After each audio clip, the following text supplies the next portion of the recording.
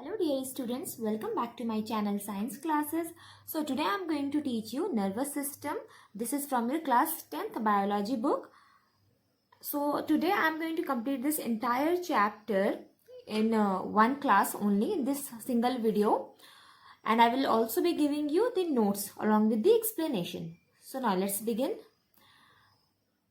हमारा जो nervous system जो होता है वो हमारे बॉडी का one of the most important systems होता है एंड हमारा जो नर्वस सिस्टम होता है it works in coordination with the endocrine system. हम लोग जो एंडोक्राइन सिस्टम है वो हम लोग नेक्स्ट चैप्टर में पढ़ेंगे. तो नर्वस सिस्टम और एंडोक्राइन सिस्टम जो होता है वो आपस में इंटर रिलेटेड होता है, लिंक्ड होता है, इसलिए हम लोग बोलते हैं coordinated. Nervous system and endocrine system are coordinated, works in coordination with each other. Now, we will see the definition. Here I have written a definition of the nervous system. So, it is basically a network of nerve cells which carries information between the different parts of the body. मतलब ये information जो है कोई भी impulse हमारे body से, हमारे sense organ से हमारे brain तक carry करता है और हमारा brain जो command भेजता है वो हमारा nerves लेकर आता है sense organ तक. Now, हमारा जो नर्वस सिस्टम होता है it consist of our brain, spinal cord, nerves and sensory organs. और हमारा जो नर्वस सिस्टम ओरिजिनेट्स होता है it starts from the brain. Now what is the need of nervous system? Nervous system क्यों जरूरी होता है? बिकॉज हमारा जितना भी जो प्रोसेस होता है बॉडी में, like involuntary process, for example our heartbeat, digestion, respiration, thought, thinking, movement, intelligence, ये सब जो होता है नर्वस सिस्टम ही कंट्रोल करता है.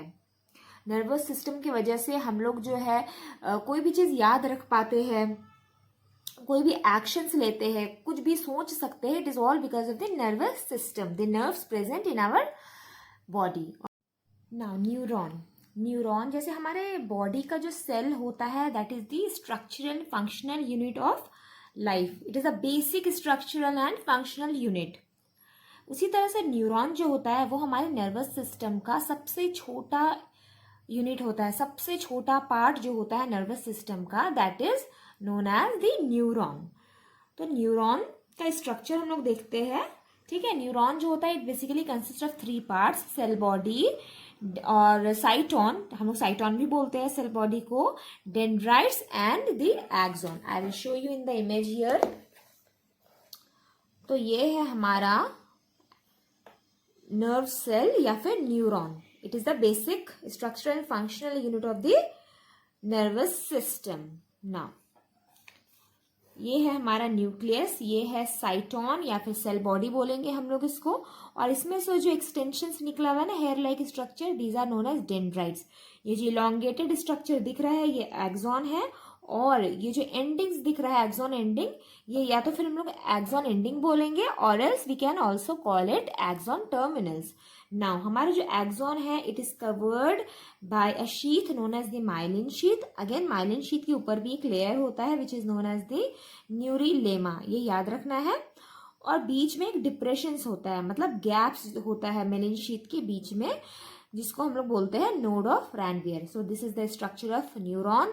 ये बिल्कुल याद रखना, लेबलिंग भी आता है एग्जाम में, तो लेबलिंग के साथ ये diagram you have to remember.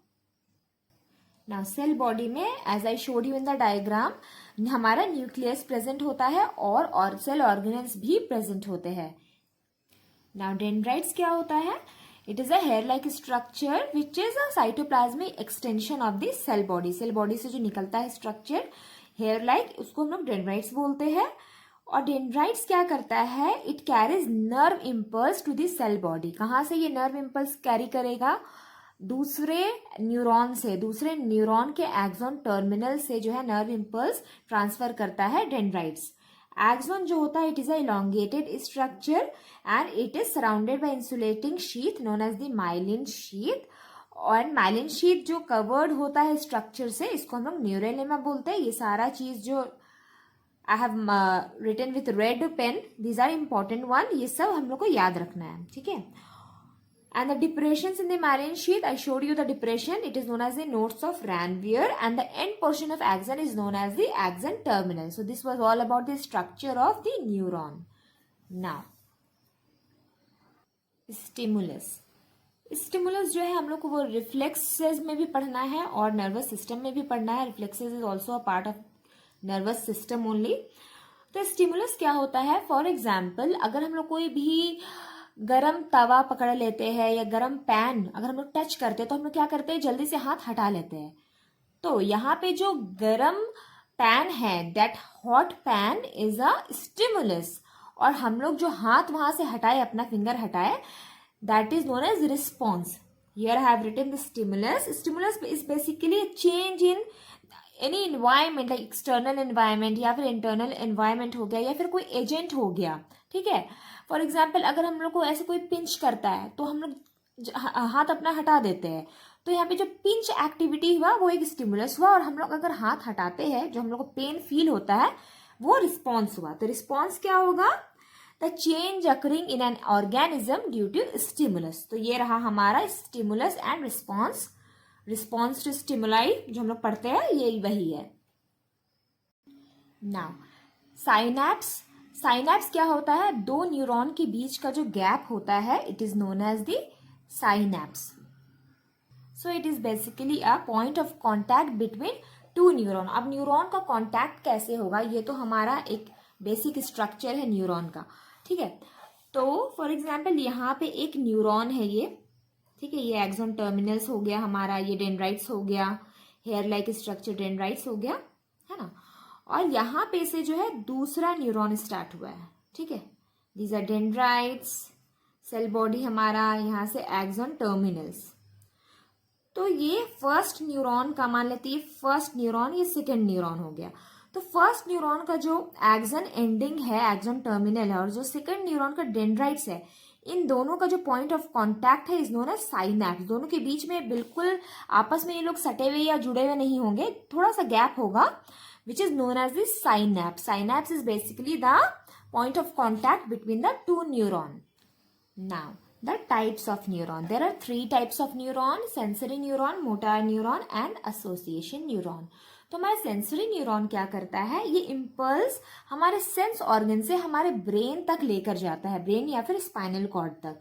और जो मोटार न्यूरॉन, अगर कोई भी इम्पल्स हमारा नर्व्स सेंसरी न्यूरॉन जो लेकर गया है हमारे ब्रेन तक, तो हमारा ब्रेन जो है वो कमांड भेजेगा. तो वो जो कमांड हमारे ब्रेन या फिर स्पाइनल कॉर्ड से जो लेकर आएगा neuron, it is the motor neuron.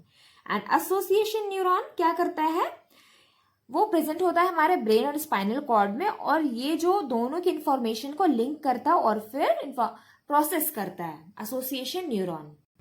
यहाँ पे देख लो, हमारा जो सेंसरी सेल्स है सेंसरी न्यूरॉन का, वो इम्पल्स लेकर जाएगा ब्रेन तक, और मोटार न्यूरॉन जो है वो ब्रेन या फिर स्पाइनल कॉर्ड से इम्पल्स कमांड लेकर आएगा मसल्स या फिर सेंसरी ऑर्गन रिसेप्टर तक.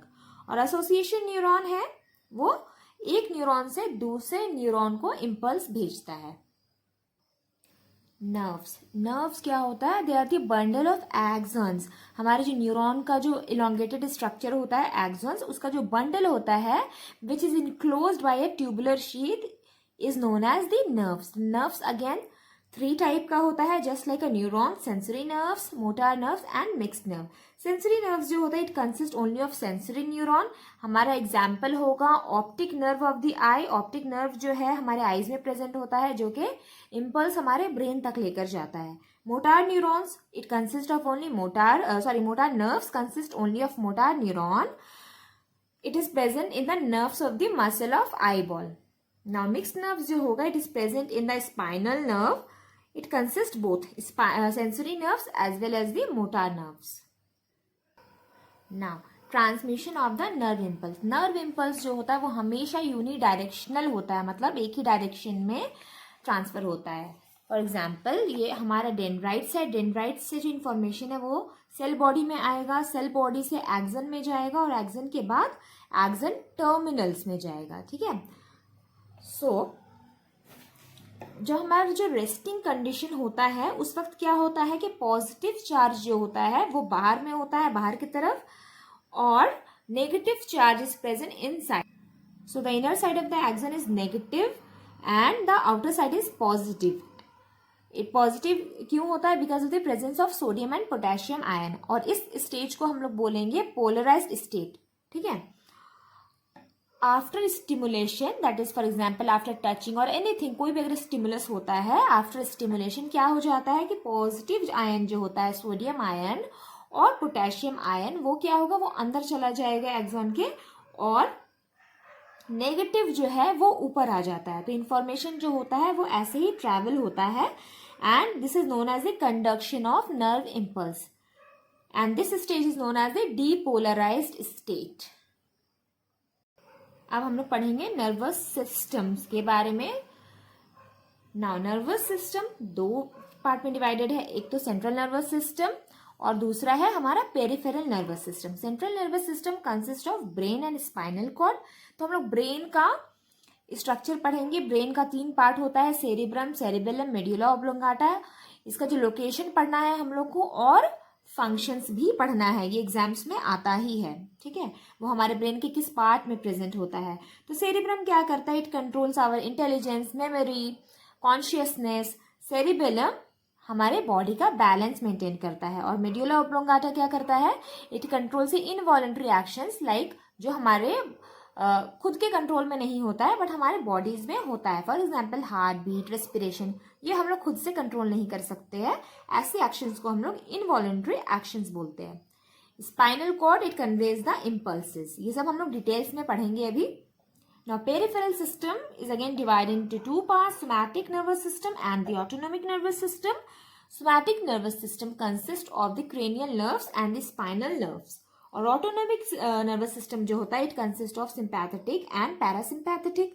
सिंपैथेटिक और पैरासिम्पैथेटिक जो होता है वो बिल्कुल एक दूसरे के ऑपोजिट होता है। फॉर एग्जाम्पल, अगर सिंपैथेटिक नर्वस सिस्टम हमारा हार्ट बीट बढ़ाता है, ब्लड प्रेशर को इंक्रीज करता है, तो पैरासिम्पैथेटिक डिक्रीज करेगा, हमारे बॉडी को नॉर्मलाइज करेगा। तो अब हम लोग डिटेल्स में पढ़ते हैं सबके बारे में। ये चार्ट मैं इसलिए बनाई हूं सो दैट आप लोगों को कंफ्यूजन ना हो। ठीक है, now let's start with the brain. हम लोग ब्रेन से शुरू करते हैं।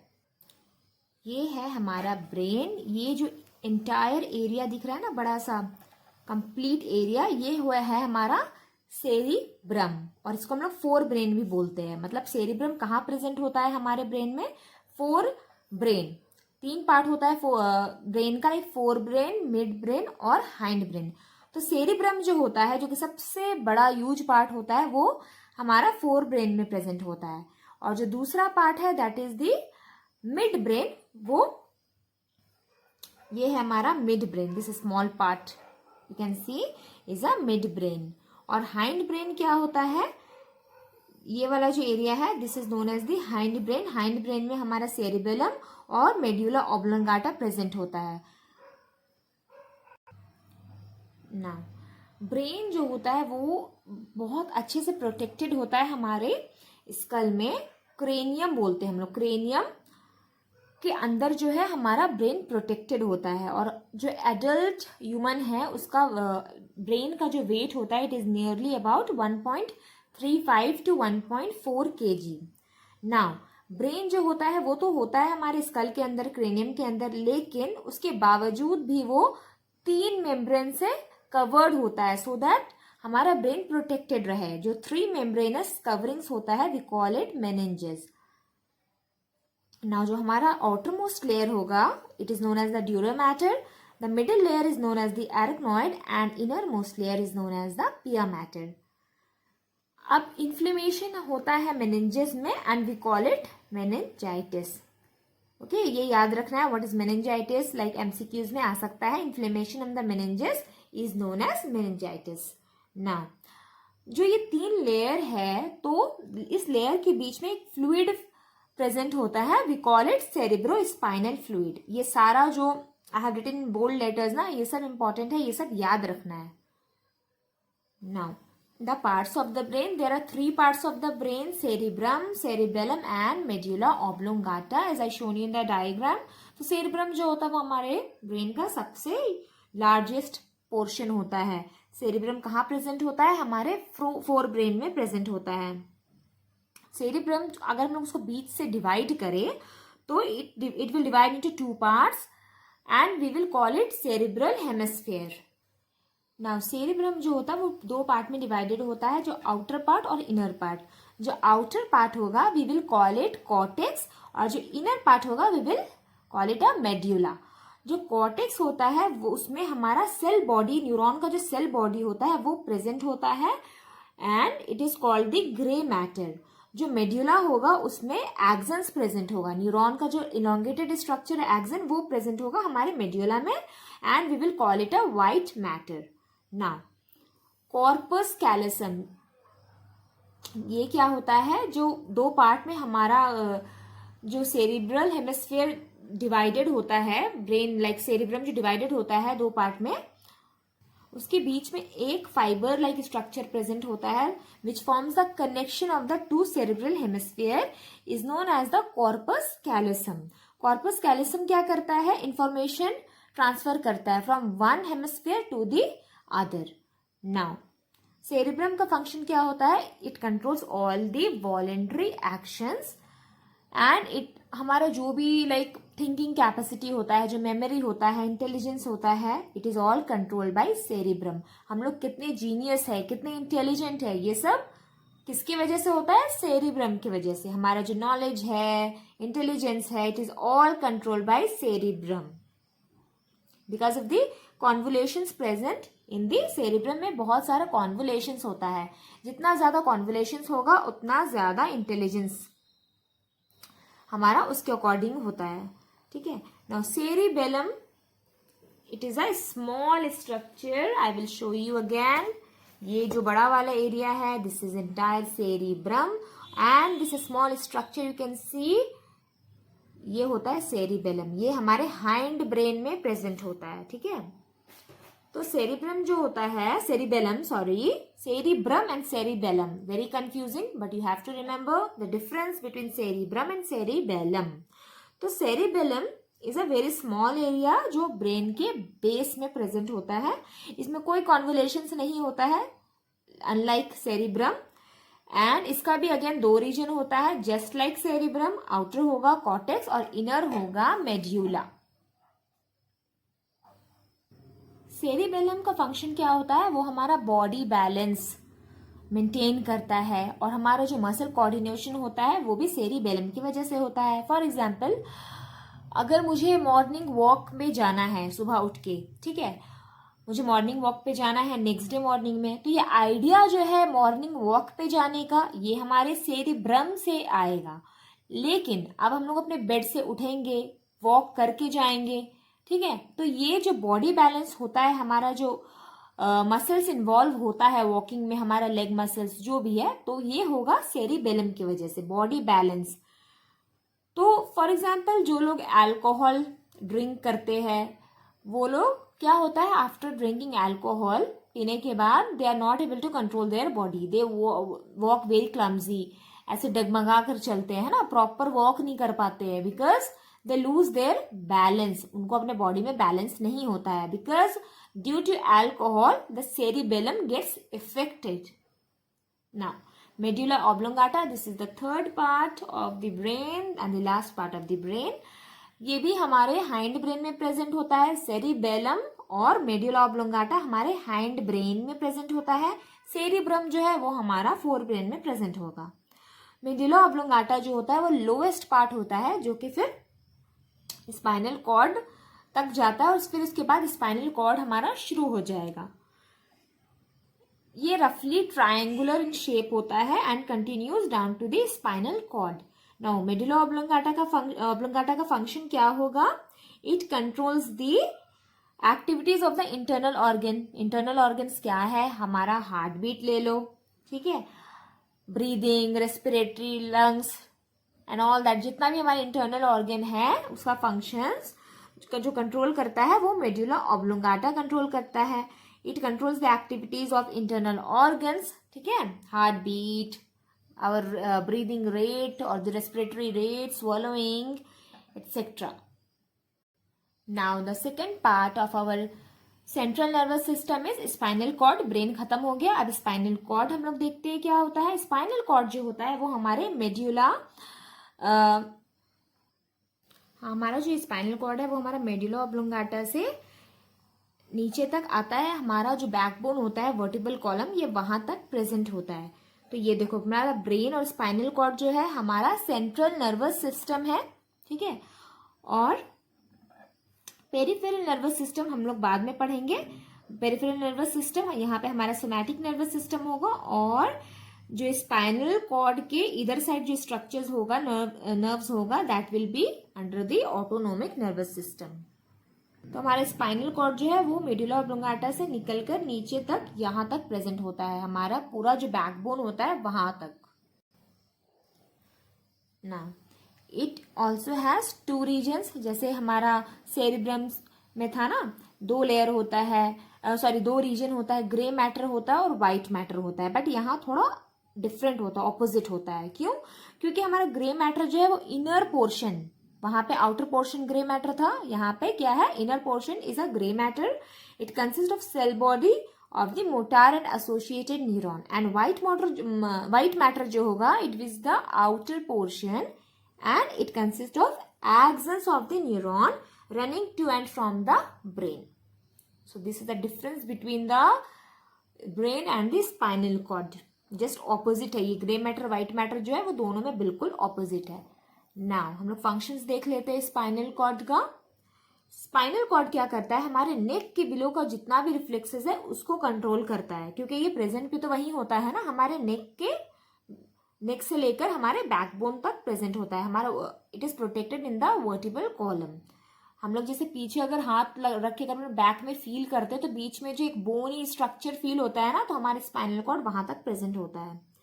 It conduct the messages from the skin and muscles to the brain and it carries the commands from the brain to the muscles of the trunk and limbs.